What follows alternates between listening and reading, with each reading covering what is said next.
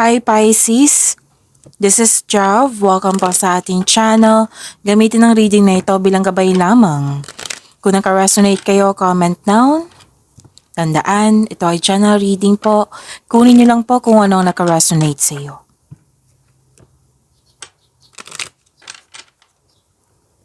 This is for you, Pisces.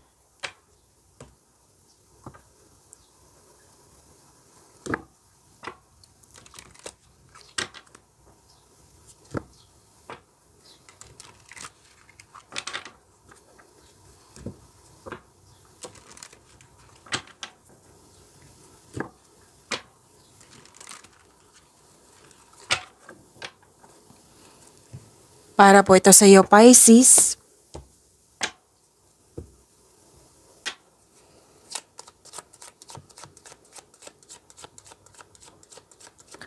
Maraming salamat po sa inyong patuloy na suporta, sa mga nag-donate, sa mga hindi nag-skip ng ads, maraming salamat po. Sa mga hindi pa nag-subscribe, subscribe na po kayo at click bell notification para malaman nyo na may bago tayong video. Para sa mga gustong magpa-reading, comment po kayo ng personal reading. Again, comment kayo ng personal reading and check my reply sa comment section.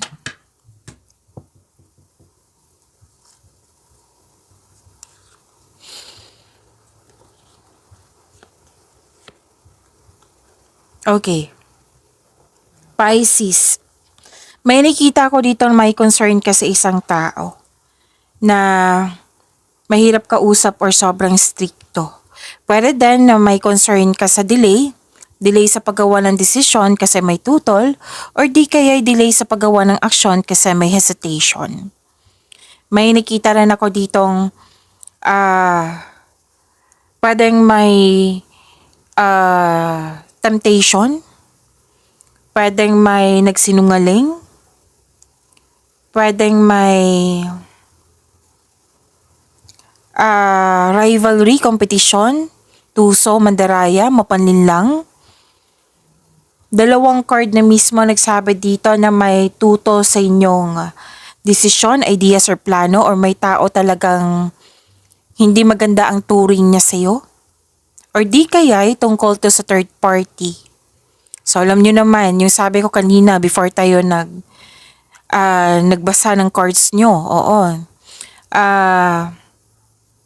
Paalala ko kanina, nakunin nyo lang po kung ano yung naka-resonate sa iyo. May nakita rin ako ditong loss of connection or loss of things or loss of opportunity, na nalungkot ka, na disappoint ka, or di kaya nag-alala ka. So sana'y ma-overcome nyo po ito, Pisces.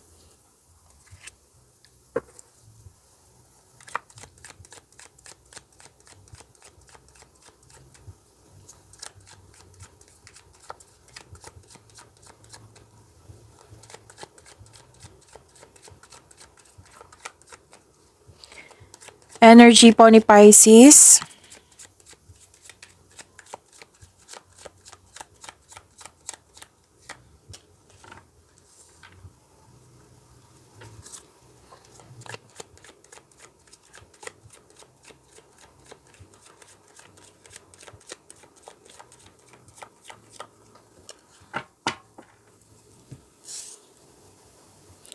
Paalala lang po, Pisces, lalo na sa mga bago dito, kung may napansin kayo na repeating message, yan po yung pinupush ng cards nyo po.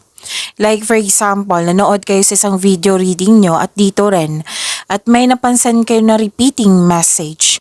Yan po yung pinupush ng cards nyo na kailangan nyo bigyan ng atensyon, solusyon at aksyon kung maaari po. So ano yung energy ni Pisces?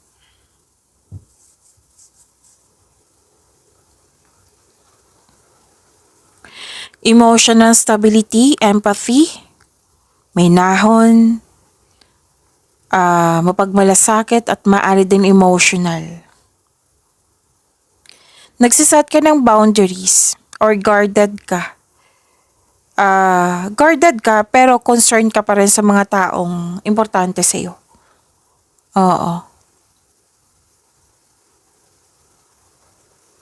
Okay, may advice po ang card nyo dito. Lalo na sa connection mo sa isang tao. Pwede din sa relasyon to. Na Iparamdam mo sa kanya na may malasakit ka at supportive ka sa inyong connection. Pwedeng ikaw to or siya na may concern ka na si Pisces may malasakit pa ba to? Pwedeng ganyan. Or ikaw tong may concern sa isang tao. Nakikita ng mga tao dito na magaling ka na leader. Nakikita ko rin dito na may stability sa inyong career, sa napiling career, and financial stability.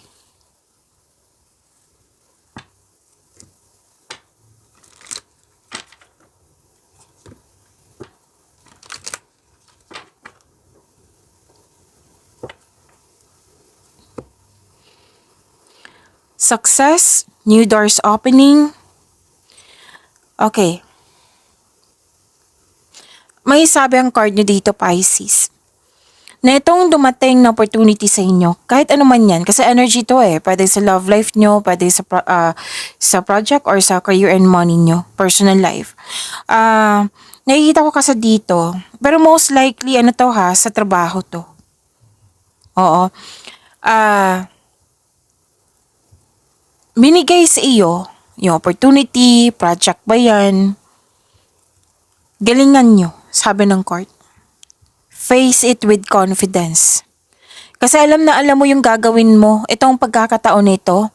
Alam na alam mo kung paano siya gawin. Oo. Nakalain to sa passion mo. Galingan nyo po, sabi ng yung card. Huwag nyo dong ipagpaliban. Kasi nakikita ko dito na kung magkakaroon po ng positive outcome sa binigay na pagkakataon sa iyo,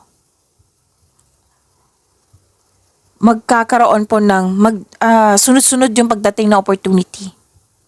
Like for example, natapos mo yung project na binigay sa iyo ng maganda, may positive outcome, success siya, satisfied ka. Napansin ito ng mga tao. Dito tayo kay Pisces magpagawa. Oo, dito tayo kay Pisces magbigay ng project kasi magaling siya. Yung recognition din to. Basta sunod-sunod yung opportunity ang sinasabi dito. It might be boss mo, amo mo na pansin na magaling ka dyan sa binigay na task sa iyo. So sunod-sunod yung project sa inyo. Okay? This card tells you na nasa next level ka na ng prosperity na matagal mo nang hinintay. Kaya sinabi talaga ng card nyo dito na huwag nyong palampasin itong pagkakataon na ito. Posibleng dagdag trabaho to or dagdag kaalaman. Nakita ko rin dito, nag-spend time ka sa mga taong nagbigay ng inspiration sa iyo and motivation. Okay, may nakita kong travel po dito. Or mag-decorate kayo ng bahay. Plano pa lang. At opportunity talagang sinasabi dito Pinupush talaga ng cards nyo kasi nakikita ko dito na ang ilan sa inyo nagkaroon ng hesitation. It might be may dahilan kayo. It might be this is an offer, job opportunity. Na kailangan mo umalis dyan sa posisyon mo. Pwede. Na nagkaroon ka ng alinlangan, syempre may dahilan ka niyan. Pero sabi ng card nyo talaga, potential this opportunity, magbibigay ito sa iyo ng kasaganaan. Basta galingan nyo, syempre with action. Binigay ito na kailangan bigyan ng action. Pwede din may offer na bagong negosyo, or this is a sign na mag-start ka ng to own a business.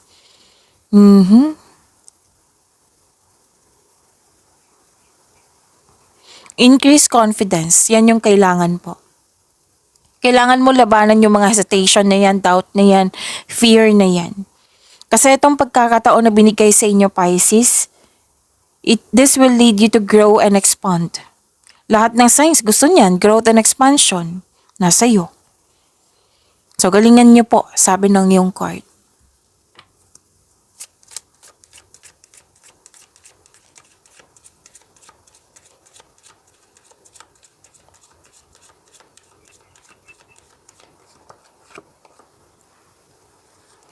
Conclusions are within reach.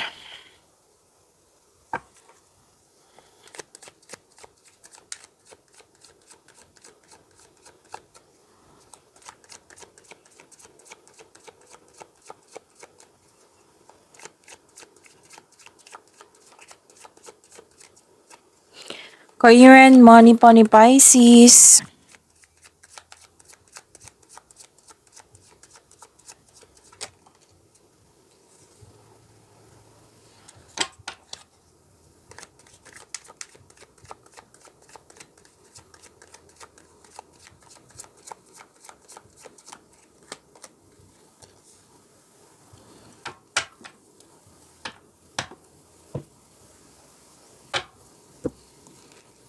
Okay, Pisces, may biglaang pagbabago po sa inyong career and money.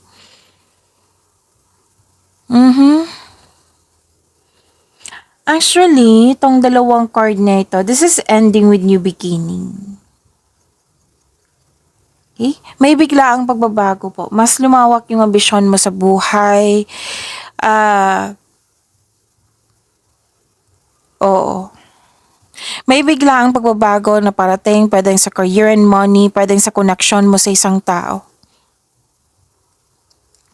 Pero huwag kayong mag-alala sa pagbabago na ito ha. Kasi sinabi ng card nyo dito na makakasuporta talaga to sa inyong growth and expansion. So this is a repeating message, different card, pay attention. So expect nyo lang po naman na bigla kayo sa pagbabago. Always expect the unexpected.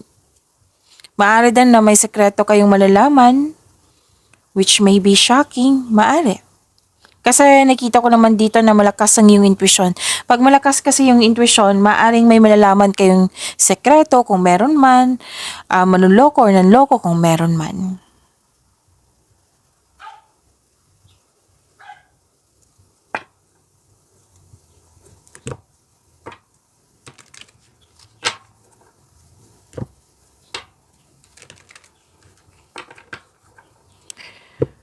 Completion of cycle.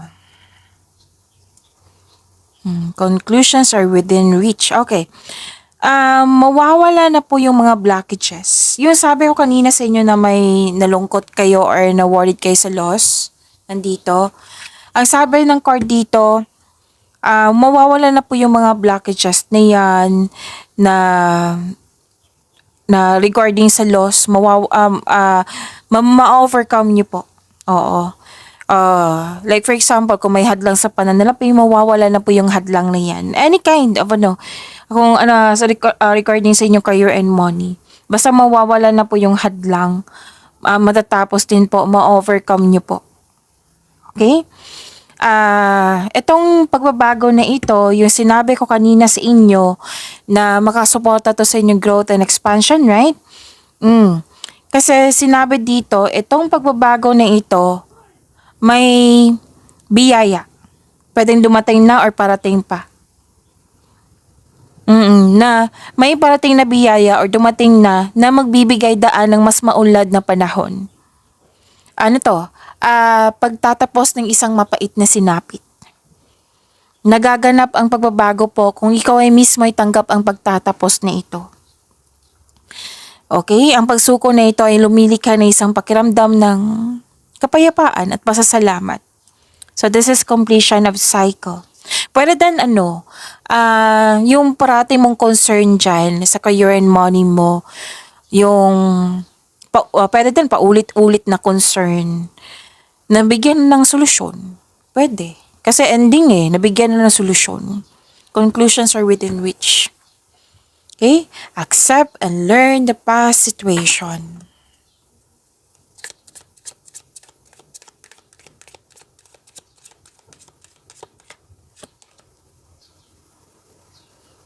Think before you offer help and set healthy time boundaries. May nagsabi sa akin ngayon, Pisces, na pwedeng may tinutulungan ka dyan pero marami kang ginagawa. Oo, kailangan nyo ito pag-isipan. Time management. Kasi mas lalo, it might be, mababurnout ka niyan kasi tinutulungan mo yung isa pero may mga ginagawa ka pa. May nagsabi sa akin ngayon. Set healthy time boundaries. Okay? Make sure your goals align with your own desires, not others. So, meaning to say, huwag kayo magpa-control sa mga gusto ng ibang tao. Na kailangan masunod yung gusto mo talaga, yung that makes you happy. Huwag kayong magpa-control sa ibang tao. Hindi ganyan, Pisces, dapat ganito yung gagawin mo. May talino ka, may sarili kang desisyon. Gamitin mo yan.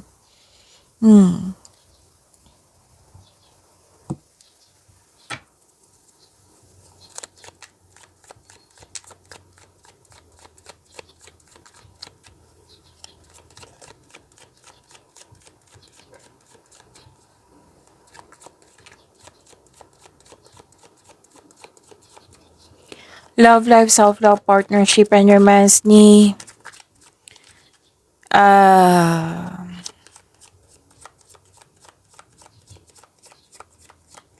Pisces. May nagsabi sa akin ngayon, Scorpio. Oo, baka may inisip kayong Scorpio.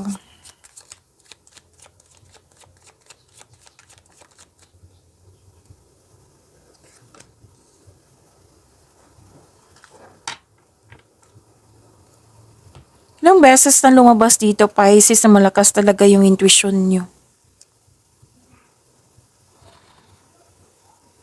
Sa love life, self-love, partnership, and romance, nakikita ko dito na, this is good, steady progress, long-term abundance. Oo. Sa mga single po, ang ideal type nyo po ay stable, grounded, and trustworthy. It might be yung mga single dito na Pisces, date to marry na kayo. Sa mga may relasyon sa buhay mag-asawa, sabay-sabay kayo nagtayo ng trust and stability.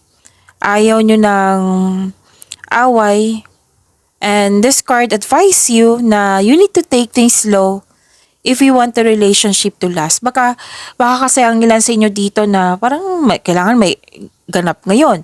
Baka bukas iba naman yung ganap.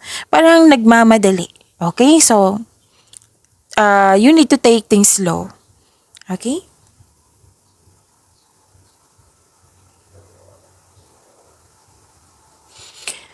Nakita ko rin dito na sa mga marelasyon, yung sabi ko kanina, may sekreto talagang mabubulgar at nagkaroon kayo ng honest conversation. Sa mga relasyon sa buhay mag-asawa, pwede din naman sa mga single po, yung mga taong malapit sa iyo, yan. Magkakaroon kayo ng honest conversation. Okay, sa mga single pa, maaring malalaman mo yung sekreto mula sa isang tao. Pwedeng sa maliligaw niyo po ito. Kasi nga, mataas ang iyong intuition. Kanina pa sinasabi sa inyo.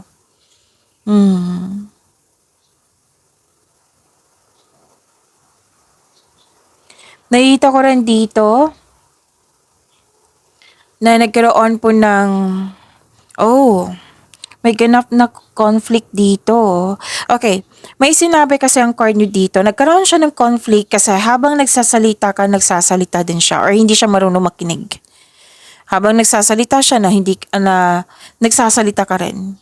So, hindi kayo nakikinig, okay? Kayong dalawa, puro nagsasalita.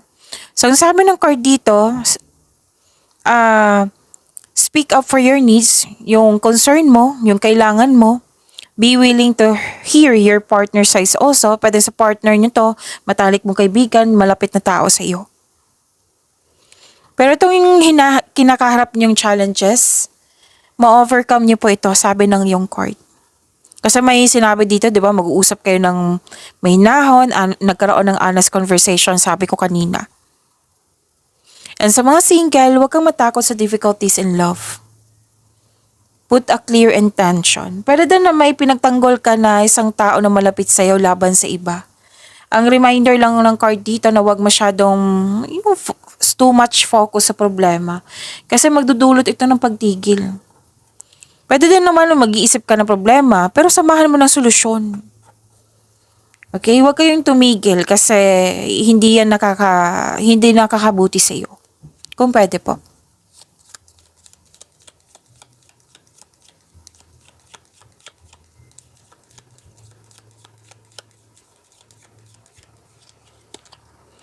Beware of what you're projecting, for the qualities you admire in one another are qualities you both possess. Equally so, the qualities you don't like are also your own reflection. Pagyamanin niyo po yung blessings sa binigay sa inyo. Pisces, see you tomorrow. Maraming salamat po.